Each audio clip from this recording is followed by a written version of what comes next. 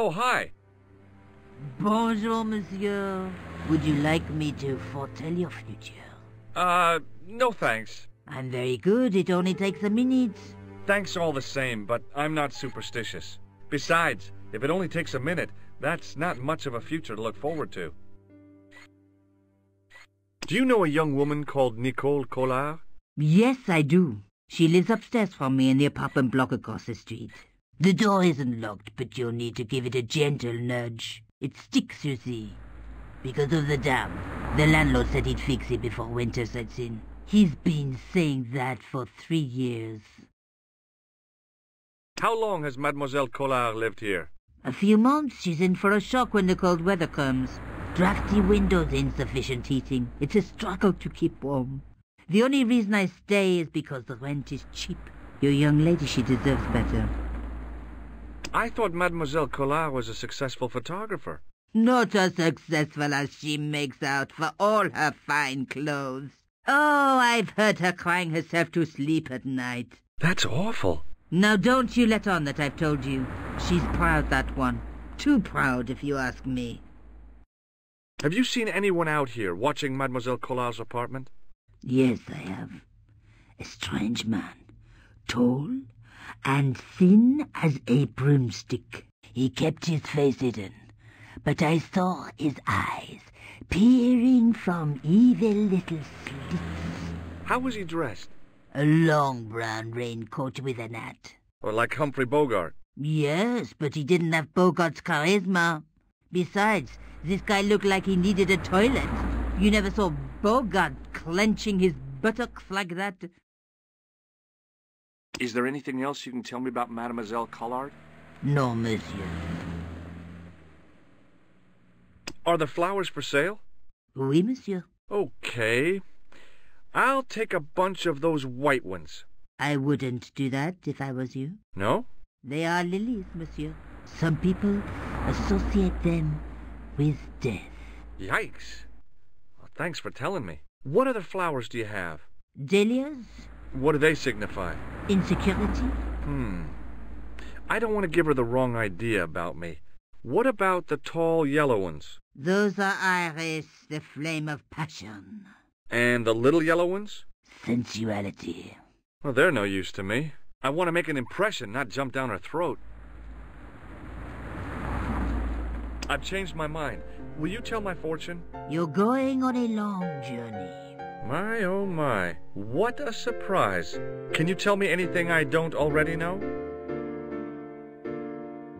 How does this fortune-telling routine work? If I knew that, I wouldn't be selling flowers for a living.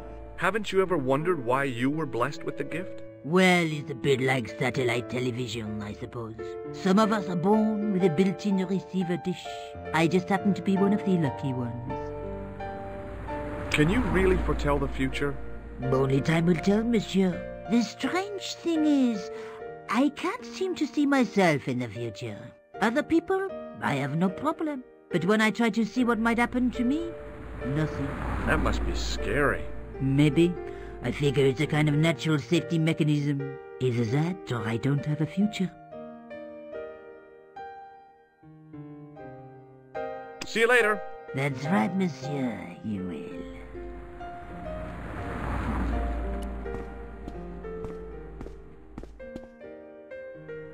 Remembering the flower seller's advice, I pushed the door gently just above the lock. Hi. Bonjour. I'm glad you could make it, monsieur. Please, call me George. Fine. I'm Nicole. Take a seat, George.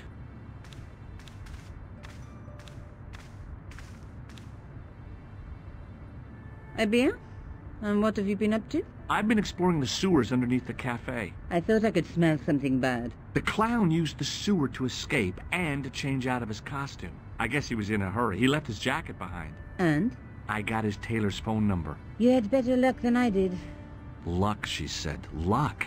Hard work, I'd call it. What happened? My editor told me to drop this story. Can you believe it? But you're not going to do that. Oh, no. I'm going to find out what's behind these killings. It just doesn't add up. It almost feels like some sort of conspiracy. The police in 3 different countries have kept very quiet about the murders. The press don't connect them at all. They blame them on political, religious, or militant minority extremists. Well, that covers just about everyone. Tell me more about yourself. There's nothing much to tell. Well, how'd you get into photography? I guess I owe that to my father. He bought me my first camera. I was 8, and my parents had just split up. Did you live with your father? Yes. My mother went off with her new boyfriend. I didn't mind. Papa was all I needed. 4 years later, he died in a plane crash. Oh, I'm sorry. It's all right. I don't mind talking about him. He was more like an older brother, really. Always joking and laughing. Papa always wanted me to study art. That's why I went to college. Did you learn about photography at college? God, no. I couldn't afford the materials. We were billed for everything we used. Paint, canvas, paper. Most of my year turned to minimalism. It was cheaper. I used to go poaching in the park for squirrel hair. The only time I wasn't hungry was the term I did printing. I used to eat the potatoes. You're making fun of me, aren't you? Oh, no. Tell me more about the clown's previous victims. The first was Arnaud Bellotta, the millionaire pharmaceutical baron. He made his money from amphetamines in the post-war slimming and diet boom. Imagine it, millions of housewives literally speeding their butts off. The only witness in the case was his Filipino au pair. She swears he was lured to his death by a snowman. What about the clown's second victim? Yamada, the controversial Japanese politician. He inherited his fortune from his father's electrochemical consortium. How did he die? At the hands, or should I say flippers, of a giant emperor penguin. A snowman, a penguin, and now a clown. I had been about to add mine to the list, but stopped myself. I really didn't want to have to explain to George about my father's involvement with Cachon. You know, I hate to admit it, but this is scary. And I'll tell you this, I will not be accepting any invitations to costume parties. I don't blame you for being scared. I am too. But this story could be my only chance for a big break. Or an early death. I found this false nose in the sewer. Hey, what's this inside it? The contents of someone's nose? Don't be cross, George. It says La Risée du Monde. Masks and costumes. It's a costume shop near the Gare Saint-Lazare. I'll check it out. Maybe the owner remembers who hired the clown costume.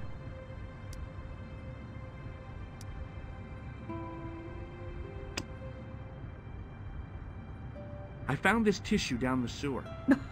That's disgusting, George. No. I think the stuff on it is grease paint, like actors use, or clowns. It's still disgusting. Get rid of it. I found a piece of material near the cafe. When I showed it to the concierge, he recognized it right away. It's very distinctive, all right. Just wait until you see this. I developed a film I shot at the cafe. Here, George. It's an enlargement I made. Look what that guy's wearing. Checkered pants. The same material as I found in the sewer. That's right. This guy shouldn't be difficult to find. Oh, no? Take a close look at his right cheek. A scar in the shape of a horseshoe. Or a crescent moon.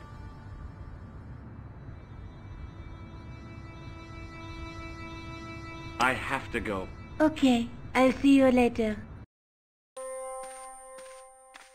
Excuse me. Bonjour, monsieur. Please, come in. Welcome. Leave the mundane world behind, for in these four walls, fantasy is king. I don't want a costume. Didn't you ever dress up when you were a child? Not that I remember. Incredible! You'll be telling me next that you never shared your elder sister's lingerie. I don't have a sister, and I think I'd look pretty silly in a brassiere. I just need some information. Of course. How can I help you? Have you heard of a man named Plantile? I do not recall anyone of that name. I'm looking for a man who hired a clown costume from you. Oui, monsieur. I do not see how I can help. Don't you keep a record of costumes that you've rented out? Of course, monsieur, but...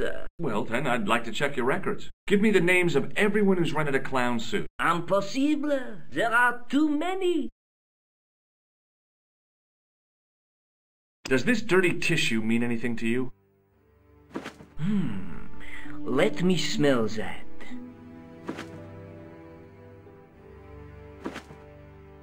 Bestheimer's number 7 white pancake. Theatrical grease paint, right? Oui, monsieur.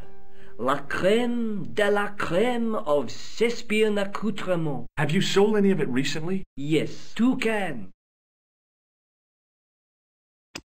Do you recognize this man? Ah oui, he was here this morning. That is the man to whom I sold the grease paint.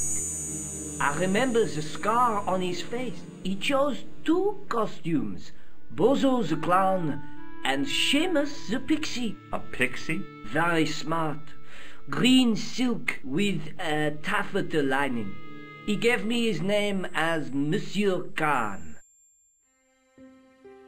Thanks for your help, buddy. My pleasure, monsieur. Allow me to shake you by the hand. Huh? Well, okay.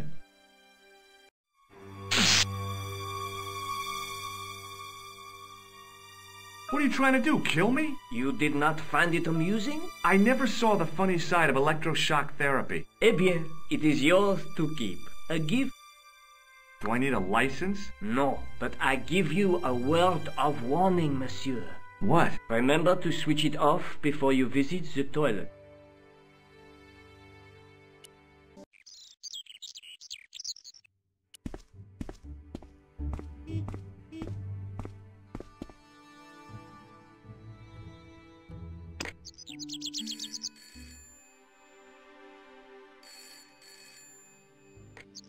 Hello? Who is this? Hi. My name's George Stobart. You don't know me. Correct, Mr. Stobart. I don't. What can I do for you? Well, I'm trying to trace one of your customers. Could I maybe come over and talk to you? No. No, that's not possible. Oh, okay. Forget it. Listen, all I want is a name. What are you talking about? Who are you working for? I guess you might say I'm acting in the interests of truth and justice. Ah, thank God. I thought you were the police. There are innocent lives at stake, Mr. Todrick.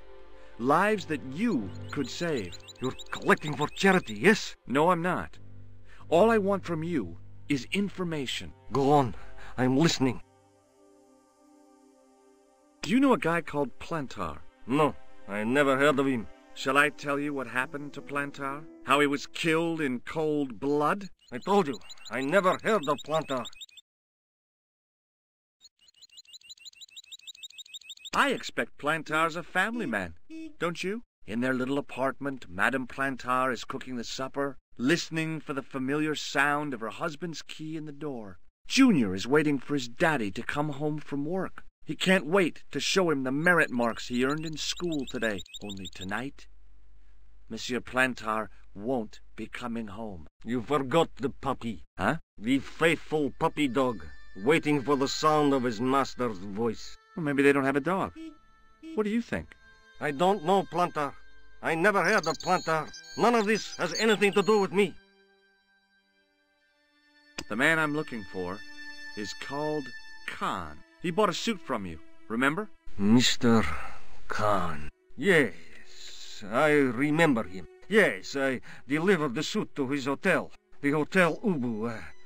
I don't remember the room number. It was upstairs. The second room on the right-hand side of the corridor. Thanks, Todrick. That's all I wanted to know. Now I've got you, Mr. Clown.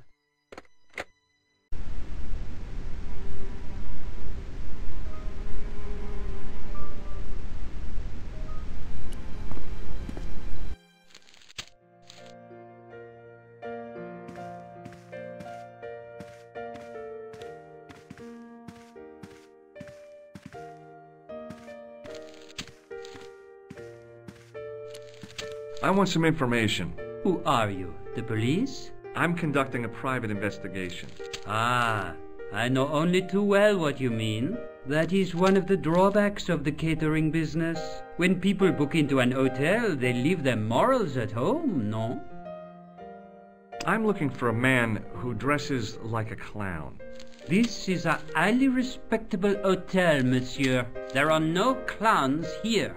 If you say so. Do you know a man named Plantar?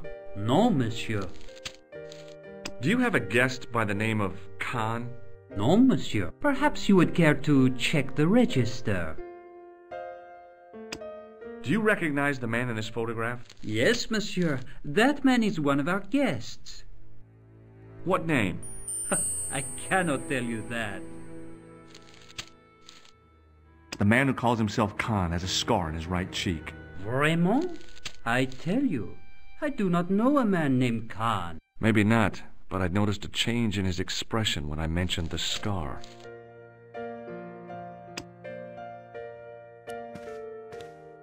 Excusez-moi, monsieur. What? You are trying to steal that key, no? No way.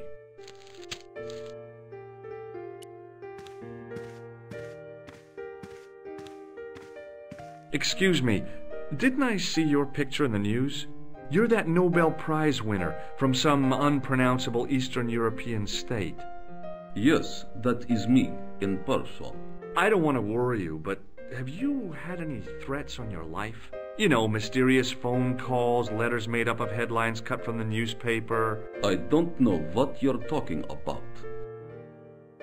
Do you know a guy called Plantow? I don't know anybody in Paris. Oh, well, this guy's dead anyhow. Why do you ask me about dead men? I have seen enough of death to last me a lifetime. I'm, sure you have. Have you seen a clown? I beg your pardon? The clown. A guy in funny pants. Have you seen him? My pants are from England. Marks and Spencer. They are a pleasure and a comfort to wear, with much support. I'm real glad to hear that. You know, it's good to know you Nobel Prize winners are human too. In my country, the people make do with string and egg cartoons. For pants? For everything. Oppression is the mother of ingenuity. Do you recognize this man? He calls himself Khan. Yes, I know this man. Why do you carry his photograph? I'm a private detective. What's your interest in Khan? He is an enemy of my people. You know he's a killer. Of course, amongst other things. Would you help me investigate Khan?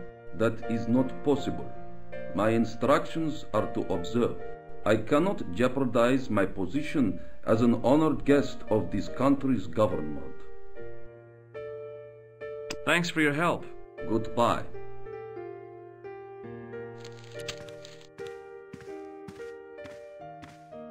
Hi there, ma'am. Well, hello. What can I do for you? I'm looking for a man. You disappoint me, my dear. For one foolish moment I thought... But never mind. Aren't you going to tell me your name? George Stobart, ma'am. How sweet! I once had a stable boy called George. I am Lady Piermont. The common reaction is to kneel and stutter, but it's not obligatory. A real lady? I mean, you're an honest-to-God aristocrat? Oh, I don't know about that. Few of my ancestors are honest, not even to God. I can trace my family back to the Normans, but don't let that intimidate you, George. Beneath that impressive pedigree, I'm just flesh and blood. The blood may be blue, but the flesh is the plump beef of old England, so to speak. You appear distracted, George. Is there any way I can help you?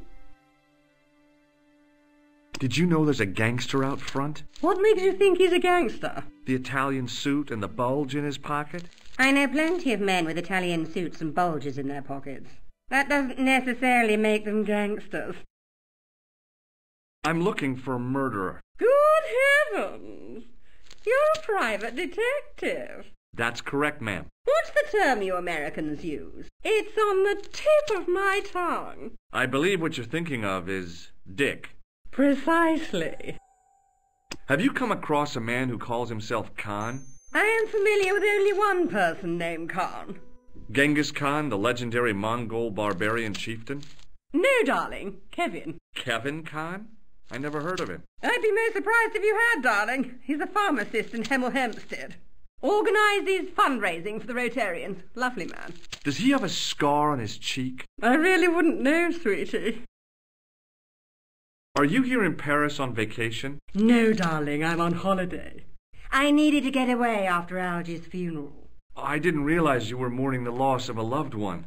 I'm not. He was my husband.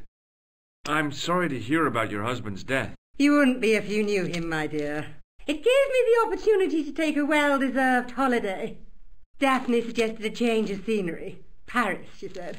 A wild romance is just what you need to take your mind off the inquest. Well, the closest I came to romance was being wooed by a drunken Breton chef. I must say I was disappointed with his coq au vin. Not at all what I was expecting. I was thinking of cutting my holiday short, packing my bags and heading back to Hempstead. That was until last night. What happened to you last night? I was stricken, Mr. Stobart. Cupid's arrow has cleft my bosom.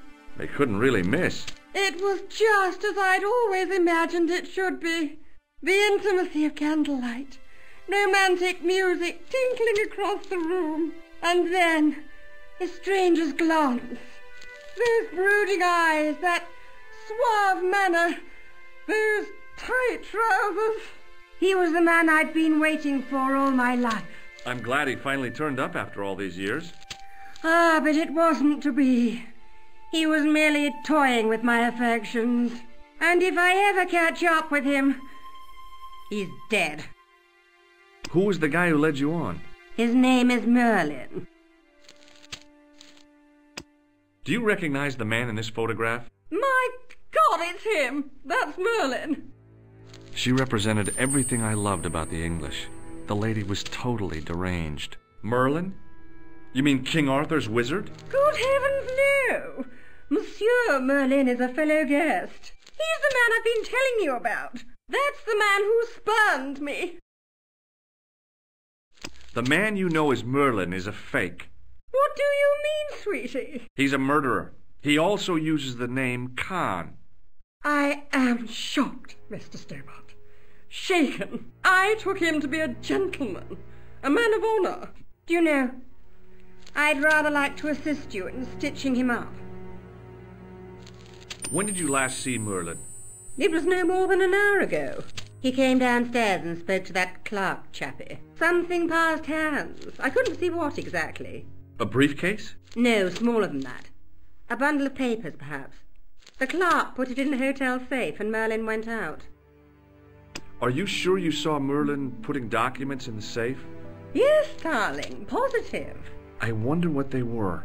Obviously something of great importance. Yeah. I'd sure like to get my hands on whatever it is.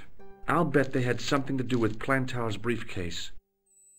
Has Merlin returned to the hotel? No, he hasn't. Are you going to search his room? If I could get in there, I would.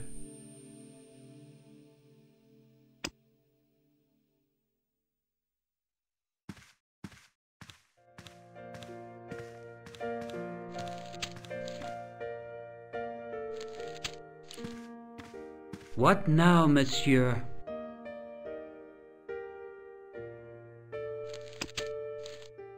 There was no one registered under the name of Khan, but the name in the book for room 22 was Merlin. What now, monsieur? I believe Khan, the man with the scar, is also known as Merlin, the man who has taken room 22. What of it? What do you want? Access to his room. Do you have a license, monsieur? Huh? A private investigator's license? Well, not exactly, but I can explain everything. I am sorry, but without credentials, I cannot help. I insist you give me the key to Merlin's room. I cannot do that, monsieur. This guy Merlin is a menace. So you say, monsieur. He's not only a danger to society, but to your guests as well. He has toyed with the affections of Lady Piermont. Ciel! Are there no depths to which he will not sink? Precisely. He's already killed once, twice, maybe as many as 3 times. With your help, I just might be able to stop him. But what if he finds out I have helped you? No, I cannot do it. About the key hanging on the hook over there. Oui, monsieur. Which room is it for? Number 21. Is that room taken? No. The guests checked out this morning. I'd like to check into room 21. That is not possible. How come? You said it was vacant. It is reserved for another guest. Rats. No, monsieur. Dutch. I'd like to retrieve something from your safe. Ah, oui, monsieur. May I see some form of identification? Like what? A driving license, perhaps? I don't drive. Your passport? I don't have it with me. I could show you my operation scar. I'm sorry, monsieur. I must have some form of unique ID. You won't find a more unique ID than my scar. I'm sorry. I must insist on a more traditional identification. Rats.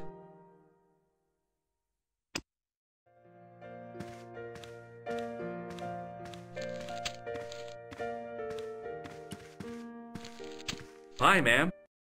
Hello, George. What can I do for you now? Would you distract the clerk while I borrow a key? Are you asking me to aid you in a criminal act, darling? Oh, no. It's the key to an empty room. And why, may I ask, do you wish to gain access to an empty room? Do you plan to squat? No, ma'am. Scouts honor? I was never in the Boy Scouts, ma'am. Oh, you should have been. What were your parents thinking of? It's a fine way for a boy to get licked into shape. Now tell me, why do you want to get into that room? It's next to the room the killer is using. Ah, so you plan to eavesdrop on Merlin? I was hoping there might be a connecting door. Well, how can I refuse? I shouldn't think my feminine charms would be much use in this case, but a good dose of English arrogance might do the trick.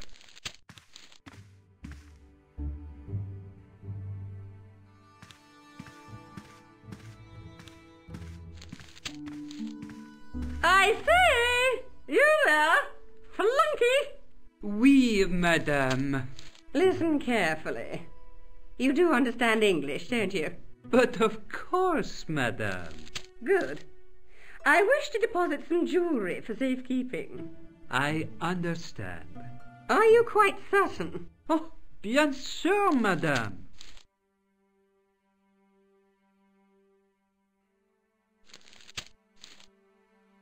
Over to you, my dear.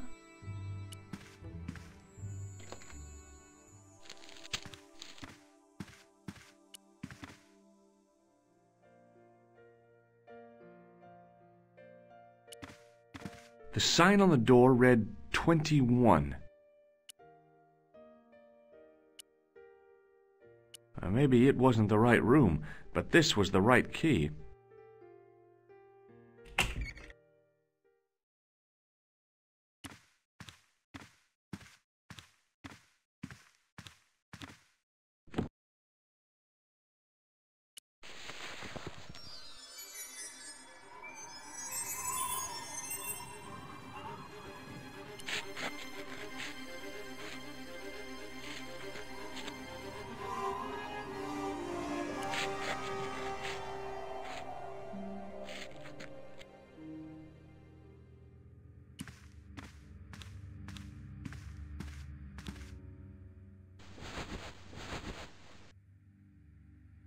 The bed was freshly made, and the crisp white sheets told me nothing about the killer's habits.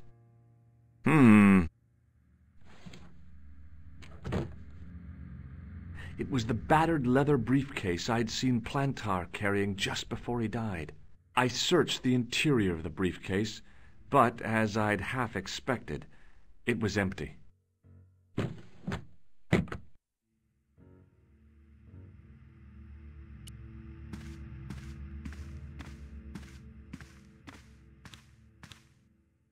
The assassin had been too smart to leave incriminating evidence beside his bed.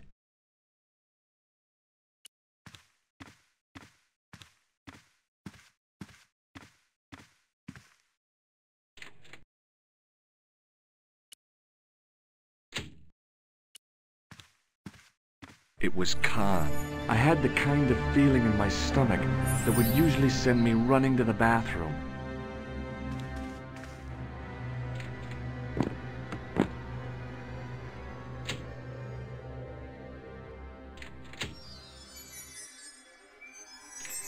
As Khan opened the wardrobe, I was sure I was dead. But he grabbed his pants quickly and didn't even see me. I didn't usually spy on men getting changed. But this guy was a killer, and I didn't want any surprises. He left his checkered pants on the bed.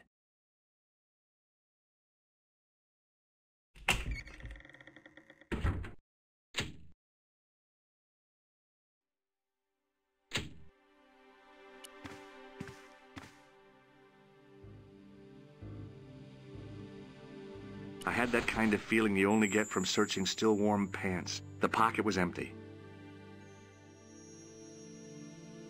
There was nothing in the pocket.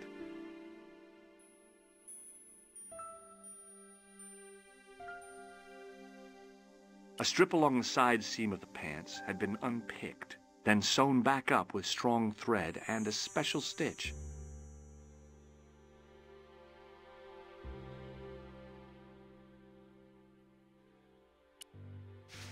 I flipped the pants over. I found nothing in the pocket. I found an ordinary matchbook. No matches, no clues. But as I pulled it from the pocket, a strong thread came with it.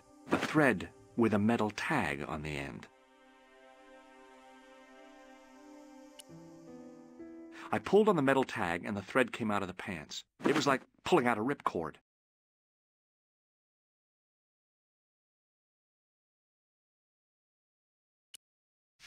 I turned the pants over again.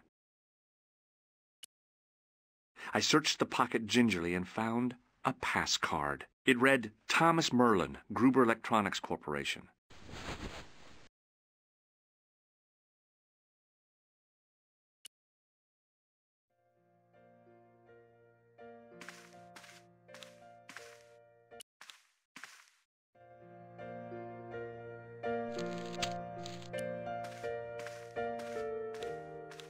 What now, monsieur?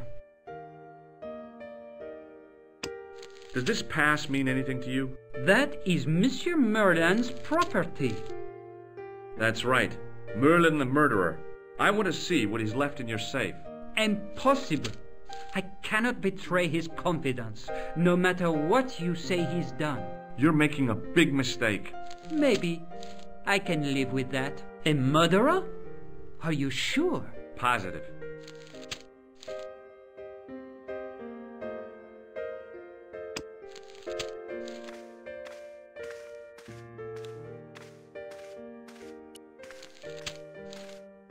Hi, ma'am. Hello, George. What can I do for you now? I found this pass in Merlin's room. So, that deceitful little man is passing himself off as an electrician, is he? Uh-huh.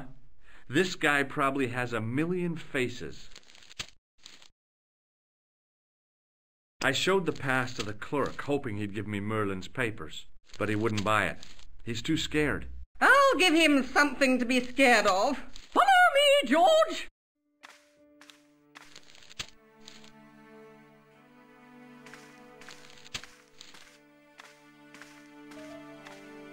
Did you place a package from Merlin in the hotel safe? I did, madame. And did my friend here show you Merlin's identification? Indeed he did, but What's the problem? he isn't Merlin. A mere academic detail. Give him the package. But that is against the law. I happen to be a justice of the peace, you silly man. I am the law. If he tries anything, shoot him, George. My pleasure, Lady Piermont. One moment, please. You know, I haven't enjoyed myself this much since Greenham Common. I don't know what I would have done without you, Lady Piermont. Voilà, monsieur. Le manuscrit de Monsieur Merlin. Thanks. How satisfying.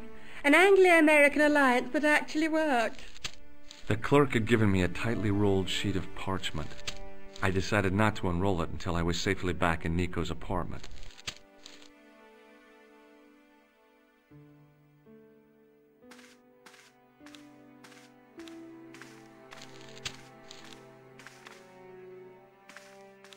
I couldn't leave the hotel with the manuscript. It was probably what those thugs were looking for.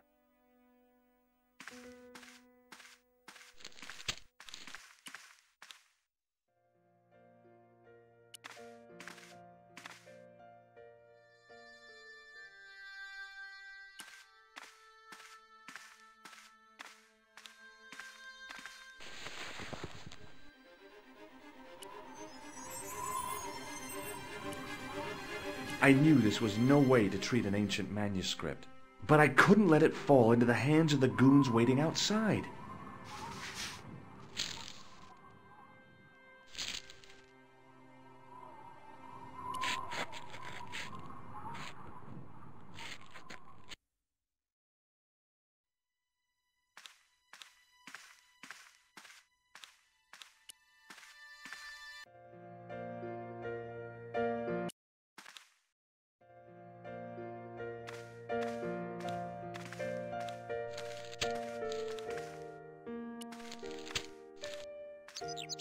Just a minute, monsieur. What's your problem? No problem, if you cooperate. What do you want?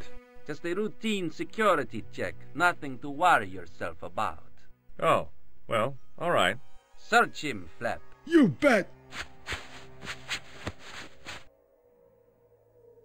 Hey, knock it off. Get off, you big ape. Nothing, Guido. Zilch! Our apologies, monsieur. What? I had to report you to the authorities. Round here, we are the authorities. You want I should break his arms? No. Let him go, Flap.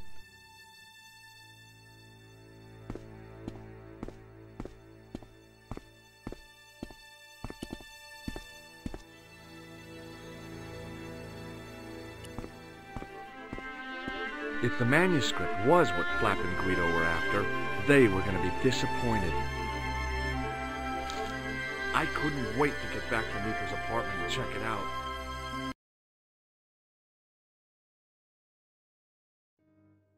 Hi, how are you? Oh, hi. Come in, Josh.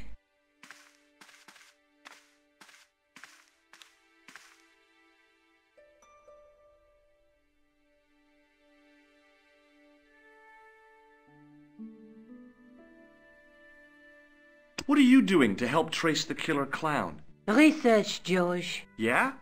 You have a copy of the clown's yearbook? I have a telephone and lots of contacts. Oh, well, did you find anything useful? Not yet. I'm employing my first and most useful weapon. What's that? Patience. Oh, I've heard of that. Isn't it a substitute for decisive thinking? Do you have a boyfriend? Not anymore. There was someone. A guy in my final year, but it didn't work out. Neither did my degree. I'm sorry. I'm not. Tell me more about your family. When I was a little girl, I used to spend the winter with my grandfather and grandma. They were the best times, warm and safe in their tiny cottage. My grandfather rolled cigarettes while grandma made hot chocolate and cakes. One day, he stopped his scrolling. He put the lid back on his tobacco jar and took me in his arms. I laughed and wriggled, but he hushed me to be silent. With his unshaven chin all scratchy in my ear, he told me his secret. What did he say? He said, I don't smoke, but she likes to think I do. What a weird old man. Don't call my grandfather weird. He was the nicest guy ever. I wish I was back in that cottage instead of this crummy apartment in this noisy city. You're just not going to believe what I've found. It's not another part of the clown's costume, is it? It's a medieval manuscript. Khan left it in the safe at the Ubu. It's incredible. Is this what he took from Plantark? It could be, which means it's worth enough to kill for. Look there, two guys on the same horse. Oh, yeah. Maybe they couldn't afford one each. What of it? Have you ever heard of the Knights Templar? Their official seal was an image of two knights sharing a horse. Whatever this manuscript means, it's connected with the Templars. How come you know about these knights? I learned about them while writing an article on the Crusades.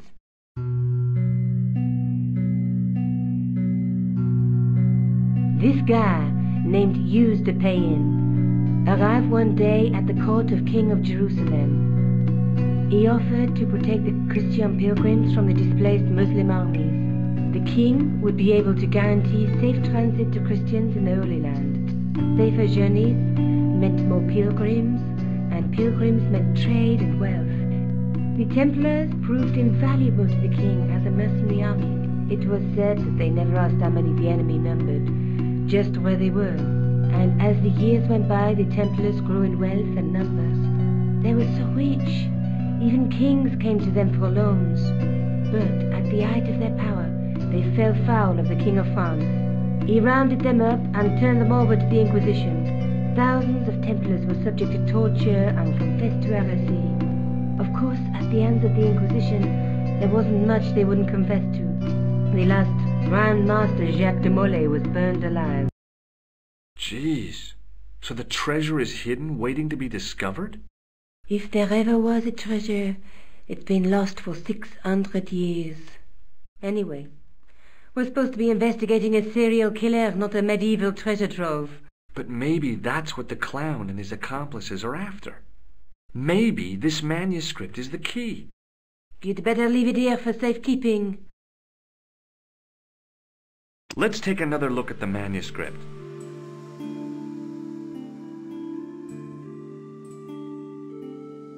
There's a guy with a sword and a bull. The only mythological bull I know of is the Minotaur, but he was only half bull. I don't think I'd like to be half a bull, even if it was the bottom half. What's that object between them? It looks like a gem on top of a tripod.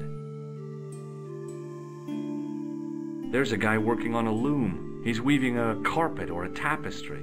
Or a duvet cover. It's a clue to a place, I reckon. Somewhere famed for weaving and ships. Where folk live in barrels? It beats copper boxes. A knight with a crystal ball. Now, there's something written on the scroll beside the knight. Yes, but it's written in Latin. Per disciplinam mea lux videbis. By my teachings, you will see the light. You speak Latin? Where did you learn a trick like that? A trick? I studied law, okay? I can read Latin. My, you're touchy. Tell me that again. There's a woman looking at her reflection in a mirror, but the reflection has 3 hideous faces. She reminds me of the wicked queen in Snow White. She was the one who said, "Mirror, mirror on the wall," wasn't she? She made me cry so much when I was a kid. Mom carried me out of the movie theater. She didn't frighten me in the least. Like I said, I was only a kid. I didn't like the crocodile in Peter Pan either. Look there, 2 guys on the same horse. Let's face it, we need help, George. Someone who knows about these things. Who do you suggest? Indiana Jones? I know a guy who specializes in medieval studies. His name is Lobino. Huh. Some stuffy old fossil who gets horny over ancient relics, I suppose. Far from it. Andre isn't the stereotypical professor you have in mind. Where can I find this Lobino guy? At the Krone Museum. I'll give you the address.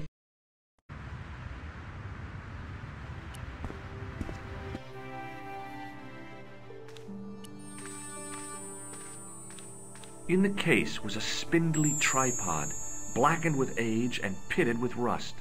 It was identical to the tripod pictured on the manuscript. A notice identified it as 15th century from Western Ireland. It had been found in Loch Marne at the site of a Knights Templar preceptory. Ireland! What's that? This tripod was found in Ireland. I will have to ask you to keep your voice down. I'm sorry, I was excited.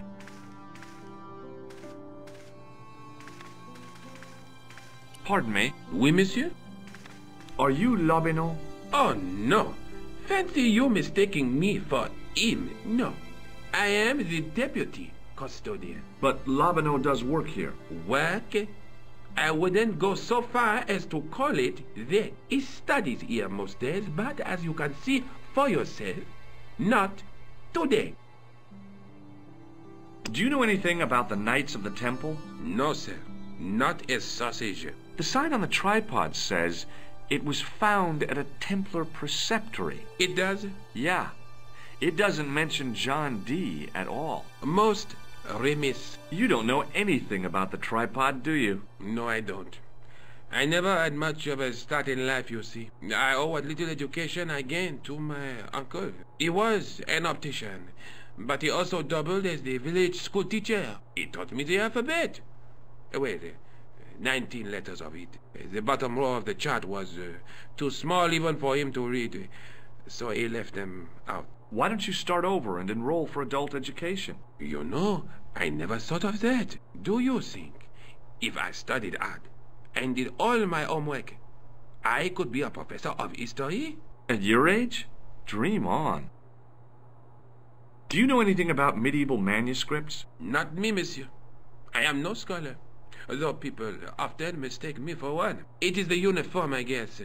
They see the clothes. They are impressed. And they ask you to park their cars? They ask me to park the...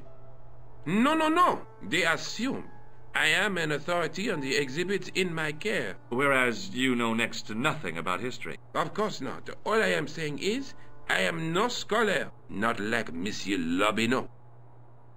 Can you give me any further information about the tripod? Certainly, monsieur. It's infamous. That tripod, that belonged to John Dee. What's the importance of John Dee's tripod? Dee was the most famous escapologist of the 16th century. The Houdini of his time. Don't you mean alchemist? Escapologists use ropes, chains, and handcuffs, not tripods. Well, whatever he was, that is the tripod he used in his experiments. What kind of experiments did John Dee perform with his tripod? Oh, the usual. Didn't you study chemistry at school? Yeah, but we skipped over thaumatology. Can I take a closer look at the tripod? What?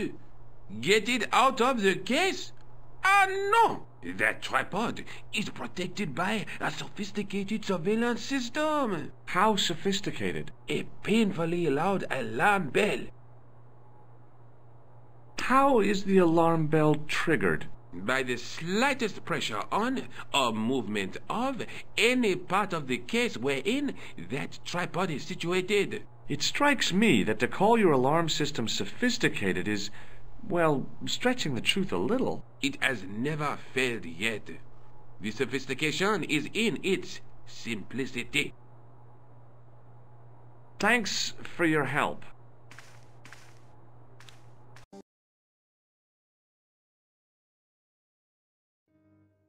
Hi, I've been to the Kroon Museum. Did you speak to Lobineau? No, he wasn't there.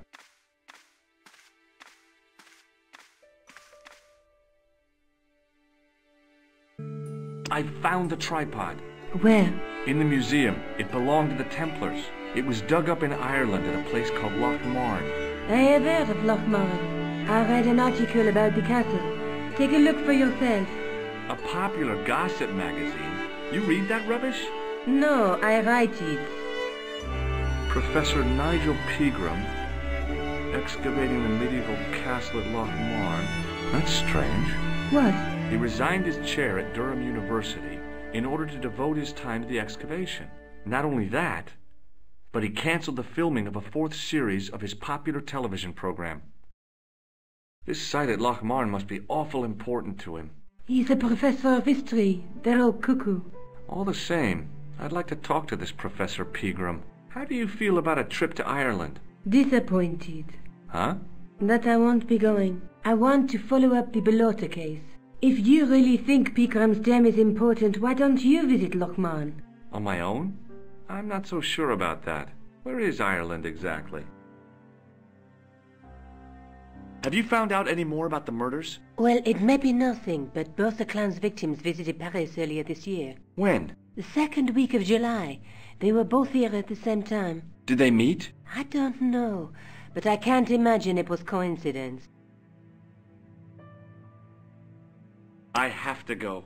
Okay, I'll see you later.